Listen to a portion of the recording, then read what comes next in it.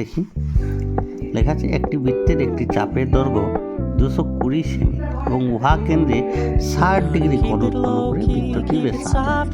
এই ধরনের কোশ্চিন প্রায় মাধ্যমিকে দিই, তোমরা দেখো কীভাবে করা হয়েছে।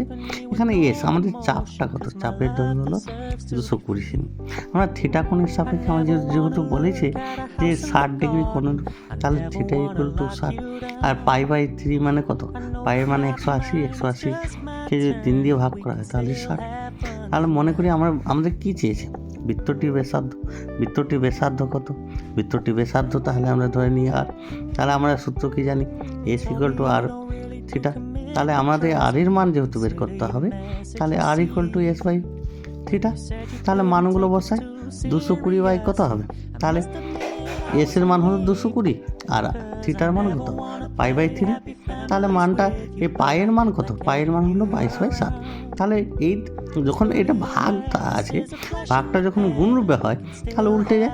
তাহলে আমাদের এখানে দেখো, তাহলে 22টা নিচে চলে আসলো, 7টা উপরে। তাহলে এই 22কে 22 দিয়ে কাটা হয় তাহলে এখন কত হবে, 10কে 21 দিয়ে যদি গুণ করা হয় তাহলে কত হবে, 210 সেমি। দেখো